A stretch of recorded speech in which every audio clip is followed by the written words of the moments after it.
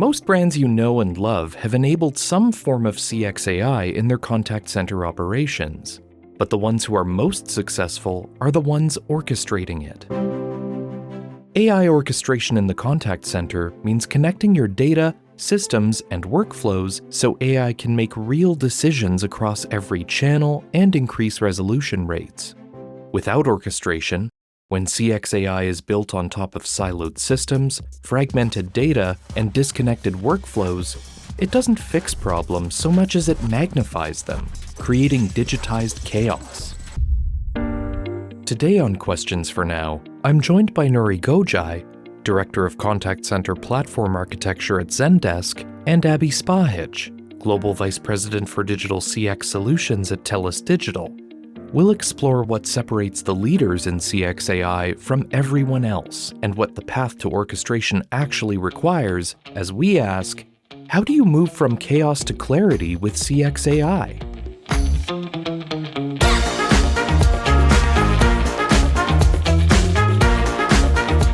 Welcome to Questions for Now, a podcast from TELUS Digital where we ask today's big questions in digital customer experience. I'm Robert Zirk. Organizations are making big investments in AI orchestration. According to Grandview Research, the global AI orchestration market is expected to reach nearly $59 billion by 2033, increasing by a compound annual growth rate of 22.4%. Let's build up to the present moment in CX and how we got here. We've been on this arc for the last probably 25 years around voice technology and automation in contact centers. That's Nuri Gocay, Director of Contact Center Platform Architecture at Zendesk. His career spans AWS, Google, Cisco, and now Zendesk. Over the course of his career, he's watched contact center technology evolve from on-premise equipment and copper phone lines to internet-based telephony, computer telephony integration, and voice automation.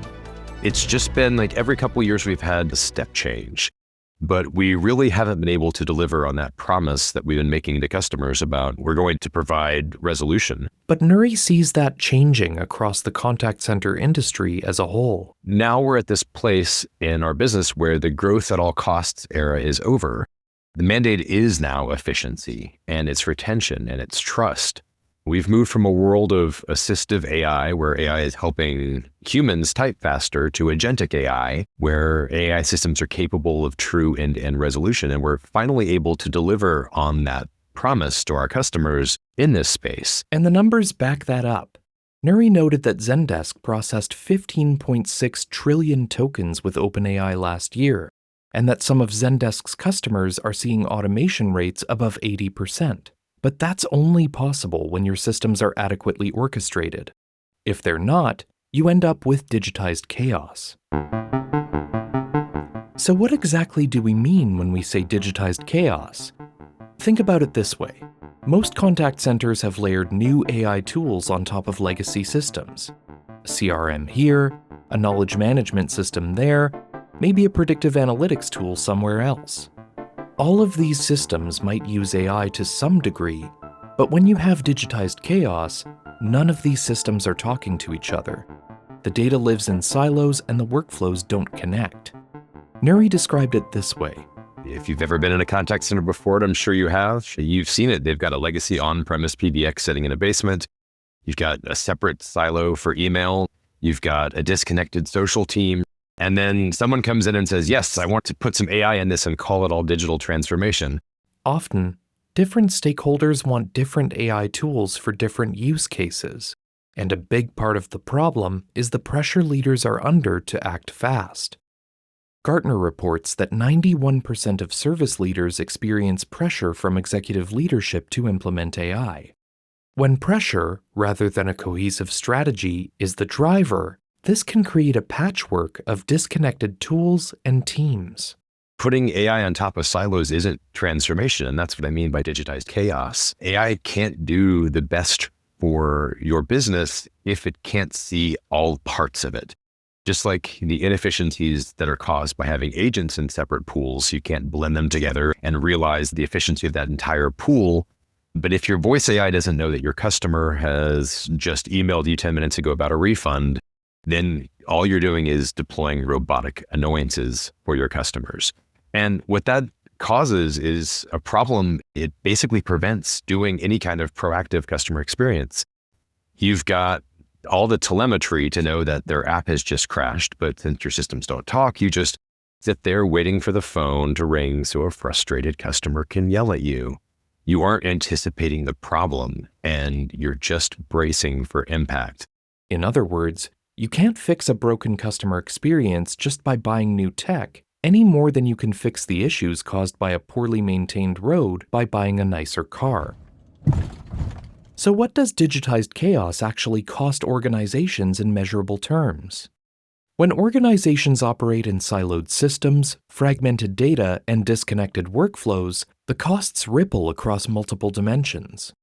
For customers, there's the friction of having to repeat information and disconnected handoffs when moving between channels. If your AI isn't properly tapped into your knowledge base or your ticket data, and understanding what a good customer experience looks like, understand what it really takes to resolve this type of problem without having that, as Zendesk, we call it the resolution learning loop.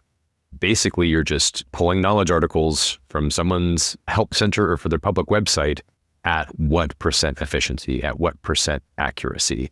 But there's another cost that's equally important: the impact on the agent experience.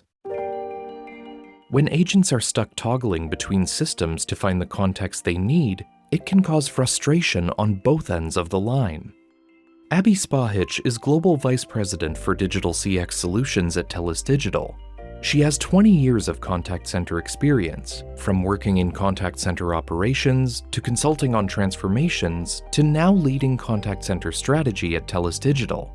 She shared an anecdote that illustrates the cost of a poor agent experience. I have a very close friend of mine who just recently got an offer and a job inside of a contact center, was there for a few weeks and reached out to me and was like, is this what contact centers are like? And there's part of me that said, sometimes they're a little messy. And that's why they typically will hire consultants and other organizations to help come and tighten up the ship a little bit. They're a well-educated, very strong employee that organization lost out on after a very short period of time in role. I think that candidate made it just under 4 weeks there.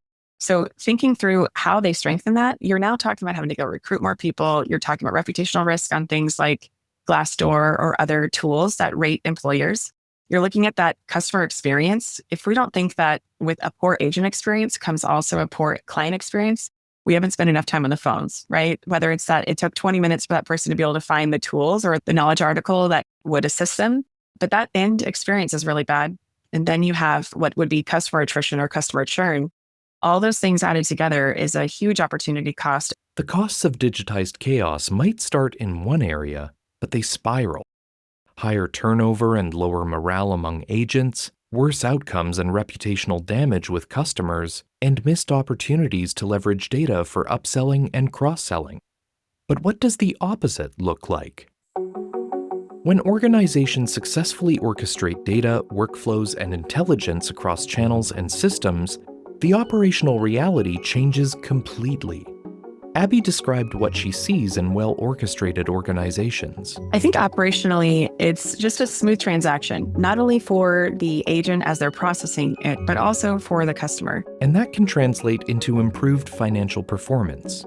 Abby shared an example of how the team helped one client connect their training workflows to their knowledge management systems. We were helping another organization with some of their training for their agents who are on the phone for a retail sales opportunity. And that outcome, through a more orchestrated experience, was a higher ticket, right? So they're looking at 20% additional ROI on each of those different phone calls from the ticket price or the purchase price actually exceeding what it used to be before the training was better. The performance that you can have in an organization is absolutely stronger when you have a well-orchestrated process and experience. The snowball effect of orchestration is real. Better agent experience leads to better customer experience, which leads to better retention, which can lead to higher revenue. The operational smoothness of orchestration requires your data and knowledge to be connected and intelligent. Nuri highlighted that that's where the resolution learning loop comes in. which is the ability for your systems to continuously learn from every interaction and feed that intelligence back into your knowledge base and other systems so AI has the right context to make decisions. And I think that's where Zendesk has really nailed that. With our knowledge graph, our data is completely optimized and ready to go for AI. Our ticket data runs through our QA, where AI is basically looking for things like, did the agent resolve the process? What process did the agent use to fix that problem? And then feeding that back into the knowledge base, right? So it becomes this self-learning, self-healing loop where we're not spending tons of time training AI, but we're actually using real data to get those things. Nuri used the metaphor of a unified nervous system to describe how these dimensions interconnect. When I think of a unified nervous system, I think of no matter where the problem is coming from, it's able to act as a single continuous conversation. That means not bolting on different tools together and hoping that you get a good outcome. And from a Zendesk contact center perspective, that means taking the world's most flexible, scalable, reliable voice infrastructure, which is Amazon Connect, directly into the world's most intelligent service platform, which is Zendesk. So voice is no longer acting as another tool that's being bolted on. It's being treated as a continuous conversation. So when that unified nervous system is working together, regardless of what direction the customer is coming at us from and for what problem, we're going to get the same results. In other words, it's about having tools that are capable of working as one integrated system that treats voice, email, chat, and social with the same intelligence and capabilities. That's orchestration in the contact center, and at its heart is something both Abby and Nuri emphasized: resolution. Resolution is a core theme at Zendesk Relate, a conference happening this May in Denver that'll bring together more than 2,000 service leaders to explore the future of customer experience in the age of AI. You might assume resolution is synonymous with first contact resolution, but that's only part of the story. Abby explained the nuance. Sometimes I think that we may not be measuring that right. If after 3 days that person hasn't called back, guess what? That was first call resolution. When really they actually called back on the 5th day or whatever the return callback time is. Resolution is the most important thing. When I worked at a bank, I was working the evening shifts and we would have a lot of calls for people who wanted to increase their debit limit when they were, let's say, having fun in Vegas. And so people would call us at 11 o'clock at night. And I would remind my employees that hey, they're not calling us because they want to be on the phone with us. They would rather be back doing what they were doing with the money that they needed and having fun. So it's really about how do you make it to where your customers are able to get the need that they have resolved, number one, and then number two, as quickly as possible, right? Sometimes I think people believe that a longer average handle time could be better. And that's not necessarily wrong. I think there's too short and there is too long, right? We want to make it to where the client is getting all of their needs taken care of in the moment and not exceeding the amount of time that it actually took to get it done, because that truly is an inconvenience. And Nuri added an important distinction: the difference between resolution and deflection. What's your deflection rates in your IVR? What percentage is your AI deflecting customers? I want to turn deflection into a bad word, because deflection is basically making angry customers go away faster. Do I know that they've got their problem resolved? No. All I know is that they've hung up in the IVR. I don't know if I've actually fixed their problem. Maybe they switch channels, or maybe they hop on social media and start spreading bad news about our company. Deflection and resolution could almost be viewed as the same thing, but resolution is actually fixing the customer's problem. The challenge is, how do we do resolution at scale? And how do we do it across a variety of workflows and verticals? And I think that's where Zendesk, once again, is really well poised to be able to give our AI solutions the hands it needs to do the work, just as a regular human would. There's the quantitative side: did the customer call back? And the qualitative side: did they feel heard and helped? Abby explained why it's important to consider a balance between the two when creating a rubric for resolution.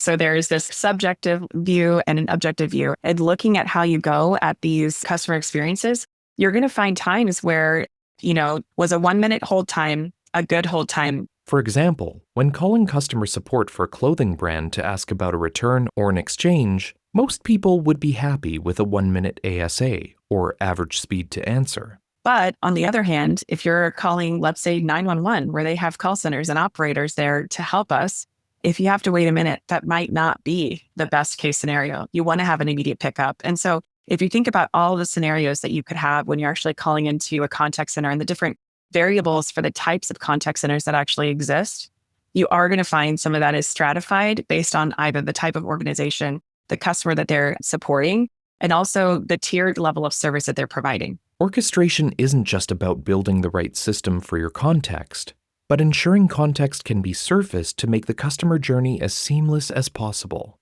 Nuri challenges you to imagine a scenario that'll illustrate what I mean. Imagine you have a customer. They're at the checkout page on your e-commerce site.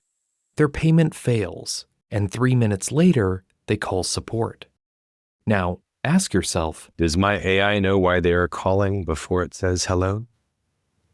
If not, you have digitized chaos.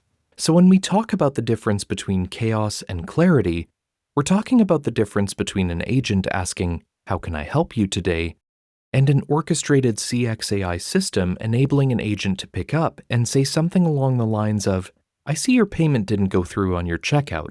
Let me help you get that sorted." Nuri explained why this matters so much. We sit on all of this massive telemetry as companies. We know our customers' purchases, their clicks, their failed payments, their app downloads. We know exactly where their package is, or that it has been delayed, or that their flight just got canceled. Asking a customer why they are calling when we already have that data is an insult to our data. So what I would ask customer experience leaders to do is to stop relying on those old paradigms, those old call center playbooks that are now 30 and 40 years old, and envision a world where data is making those conversations easier, both as context for AI, but also context for the human agents. Nuri mentioned that 20 years ago, connecting your telemetry to your routing would have been nearly impossible. Data lived in silos, and it was difficult to integrate systems. But now, with new solutions, large language models, and AI, the technical barriers have broken down. The barrier that remains is the organizational vision, specifically the willingness to redesign how you approach customer interactions. Abby identified this barrier at 2 levels, starting with governance. Sometimes governance groups are too large. I think that in reality, you really want to make sure that you've got all of the right voices at the table. But I also think at the same time, when you do that, you can slow down the progress that you need to have within the organization. Other things that I've seen are leaders who are wanting to do new and cool things, but not really willing to let go of some of the fundamental things that they've known in their history of their leadership experience.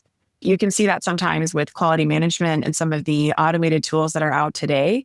Someone may feel like they want to have a person go and actually listen to each of those calls individually, whereas you can really get a better kind of flavor for what's going on in your contact center if you do have something that's rapidly moving through how those qualities are actually having an outcome. Abby explained how misalignment between operations and technology can show up in the actual systems and workflows. You'll have tech who says, hey, X, Y, and Z meets your use cases better. But you have operators who are like, well, I've used this system more frequently and I'm more comfortable with it. And this is the one I want to use for the organization. And so when you see that kind of gap between the two, what I think can be sides at times, it's really important to make sure that you're helping to remove that communication barrier or the barrier and actually look at what those use cases are.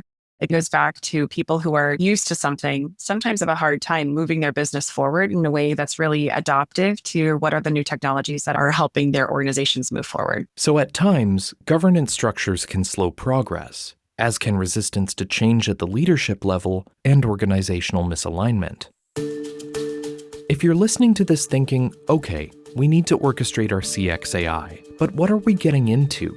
And how long is this going to take? Let's talk about the actual journey from chaos to clarity. There's no single timeline. It depends on where you're starting from and how amenable your organization is to change. But Abby provided some examples. If they're just looking to implement a CCaaS technology or a contact center as a service technology, it could not take that long at all. Like we've got some that are going through the process in a month and a half. These are ones that are mid-range on their complexity. You've got some that are going to be enterprise-wide and they've got to get their 20 business units in line to go through the process. That's going to take a little bit longer to modernize and kind of walk them through that journey. But that being said, I think the exact answer is it depends on how far advanced they are in their modernization efforts. And then also how willing they are to take on change. Change management is a very significant portion of it and getting your agents prepped for whatever that modernization is. So it depends on the appetite of the company to be willing and able to move quickly. As we've just heard, the real variable is how willing your organization is to actually let go of the old ways and embrace new ones. Abby's point about pacing is critical. To add to that, Nuri shared another consideration. Not every organization needs to commit to a full enterprise transformation right away. Sometimes the smartest approach is to start small and experiment first. The way I like to present these things to customers is around an architecture audit and a lighthouse build. So what I'll say to customer experience leaders is, what is that one business unit you have that maybe bleeds the most margin or has the worst CSAT scores or the most employee turnover? Let's deploy our unified stack there, our resolution learning loop, our vision for customer experience. And let's attack that. Let's figure out those problems and let's see what actually happens. And once people see what that one department is doing, now operating with a better predictive CX, they won't just be asking for a global rollout, they're going to be demanding it. So it's always one of those start small, start focused, measure often, come into it with an idea of those metrics that you want to improve, and then let those be your North Star as you track toward it. And then you've basically built a lighthouse for the rest of your organization, and they're going to demand to be a part of it. The key is understanding your organization's readiness, your complexity, and your risk tolerance. Then, choosing an approach that makes sense for your situation. I asked Abby, for CX leaders who are ready to start the journey, what's the first step? Have discovery ready to go. And when I say discovery, it means that's the first stage that every organization is going to be in when they're going through modernization. What technologies do they currently use today? What do they need to be using tomorrow? What are their main goals for going through the modernization? And having those things solidified in the organization before you're coming to the table, it helps to decrease the amount of time that it takes to scope out the work because it's more well-defined. So I think as you're looking at your contact center, it's really identifying your pain points, understanding where you want to go, and what it's going to take to get there, and then making sure that you're choosing a strong partner to help you through that process. Deloitte reports that 25% of organizations identify inadequate infrastructure and data as obstacles to achieving AI ROI. So the discovery phase is where the real work begins. You'll identify what you're currently using, explore where orchestration could have the biggest impact, and define what success looks like. A partner like TELUS Digital will guide you through that process and help you spot opportunities you might have missed on your own. Orchestrating your CX AI may seem daunting, but you don't have to tackle it alone. Partners who understand both the technology and operations can accelerate your progress. Nuri explained how the partnership between TELUS Digital and Zendesk can help organizations orchestrate. Zendesk provide the engine, world-class customer experience software, but organizations need, for lack of a better term, a general contractor to wire up the house. And that's where I see TELUS Digital really excelling in the space. And that's in the service design, building those integration pipes from data lakes like Snowflake or Databricks into somewhere where Zendesk can access it. Building the APIs that give the AI hands. They are the architects of these solutions. And TELUS Digital has such a mature practice across digital and mobile and app space and also customer experience. So they're really leaders in understanding the space and how to get the most out of these great tools, preventing customers from taking something like their 20-year-old customer experience and moving it to a new shiny object. It's actually taking the thought and time to redesign those to get the most benefit out of them. Contact center orchestration at scale requires deep expertise and proven experience. Abby shared how TELUS Digital helps organizations get there. One of the things that I think is most important about orchestrating, especially when it comes to the technologies that are available in the market today, is working with an organization like TELUS Digital that has really strong and committed relationships with partners. As an example, with Zendesk, we're a premier partner. We're AI exempt. We have all of these capabilities with them, and we also have an extremely strong practice that helps to deliver Zendesk to the best of its ability and to the best of its orchestration, which is one of the best on the market. That being said, there are multiple facets of what it is going to take to get you there. And one of the things that I think TELUS Digital brings to the table more than almost any other consulting firm is that not only do we have this immense contact center experience, we have 85,000 people who are in our contact center practice. And then lastly, we also have proven success. We're working with about 600 major brands. And in those, you have all of these different high touch, mid touch, et cetera, types of clients. And so we have this vetted experience that we bring to the table that I just don't know of a single other consulting firm on the market that can do it the way that we do it. With the onset of agentic AI, large action models, and new platforms, the pace of change in CX AI is relentless, and it can be difficult to know where to begin. Abby advises leaders to think of the journey in stages. It's really like thinking about it in chunks, right? You don't have to do everything tomorrow and pacing yourself. It's just like when you're running a marathon, you're going to get to the end of it. It just depends on if you're going to sprint this mile or if you're going to run it or if you're going to walk it. You just need to pace yourself. The most important thing is to stay connected with your agents, your customers, and your own organization, because if you move too fast without bringing people with you, you'll overwhelm them. We've talked about the chaos, the barriers, and the journey to clarity, but what's the real opportunity here? For contact centers that actually crack orchestration, that build that unified nervous system, what becomes possible? Nuri looked at this from the perspective of predictive customer experience. I really feel strongly about this. With the ubiquity of large language models and cheaper inference, things like our data is hard to get to is no longer a valid excuse. It's overcoming that lack of vision. The opportunity is answering the customer's question before they even have to ask it. And if you take that data thread on, I think a contact center is probably the most rich source of customer experience data that we have as businesses. Literally, customers are telling you every single thing that they like about your products and which ones they don't, and which policies cause the most friction, right? Like, we're in a place where we can actually analyze this data at scale. And for us to not be using those things is just such a waste. The biggest opportunity I see is just looking at all the data we collect and making some sense out of it. It will help improve our customer experience operations so much. It'll help us lower our cost per contact. It'll help us improve our average handle time. It will help us improve our customer satisfaction. Basically, all the tools we need, we already have. We just need to apply them correctly. And Abby added perspective on how the industry itself is shifting toward resolution. We're looking at more what would be resolution-based outcome pricing or outcome-based pricing or resolution-based pricing versus it being per head, which we have seen in contact centers for quite a while with licensing basically per person. So resolution is not only changing the way that we're doing business today, but it also changes that customer journey and that experience itself. So the future will see a fundamental shift in how the industry operates, from deflection to resolution, from reactive to predictive, from per-head pricing to outcome-based pricing, and from siloed data to unified intelligence. It's clear that organizations who orchestrate their CX AI now will have a massive competitive advantage tomorrow and beyond. As we wrap up, ask yourself this big question.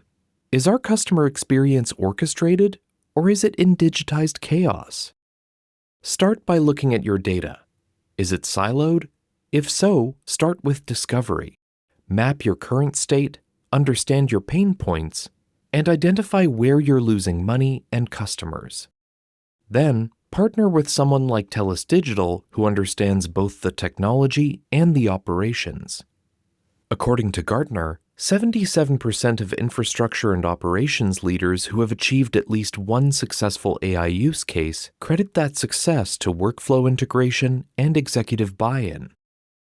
As Abby explained, orchestration isn't about the platform you use, but about how you bring it all together. There are a lot of variables when it comes to modernizing your contact center. And the biggest thing is to know what your tolerance is, what your staff's tolerance is, and what your customer's tolerance is to that change and the experience that they're going to be going through. And there are lots of things you can do to not only help readiness for yourself and others, but that change management path and route is an incredibly important one to keep an eye on. So I'd say that. And then I'd love to ask a question here to just say, what challenges are people facing in their contact centers that are watching this, and then offer some assistance. Both Abby and Nuri brought the conversation back to Zendesk Relate, which takes place this May 18th through 20th in Denver, Colorado. TELUS Digital will be there as a platinum sponsor. I asked them what conversations they're most excited about at the event. Abby shared what she's watching for. I think that Zendesk has some really cool stuff that's happening. And as we're thinking through with Zendesk, what do we want? Not only the ambiance to be for people, like we want it to be a place where people can come and ask questions and be there for thought leadership within CCaaS and where are things going. What I think is going to be happening during Relate is I bet there's going to be a lot of questions related to Agentic AI. We're hearing that everywhere.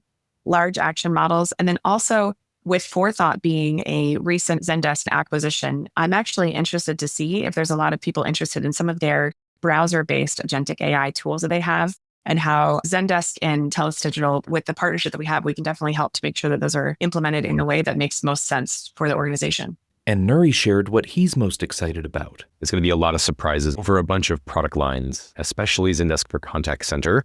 I'm not going to spill any beans early, but it's going to be pretty fundamental and foundational for us at Relate.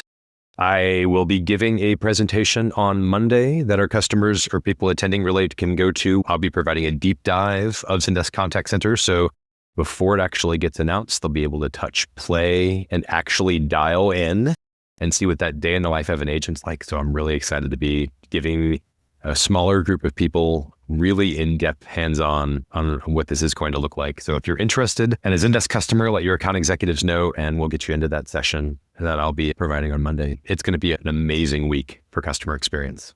So if you're a CX leader and you're serious about orchestration, you don't want to miss Zendesk Relate. You'll get to see the future of the platform, connect with other leaders who are on this journey, and test drive the tools that are going to define customer experience in 2026 and beyond. For more information about Zendesk Relate and to connect with Abby and the team at TELUS Digital, you'll find links in the show notes.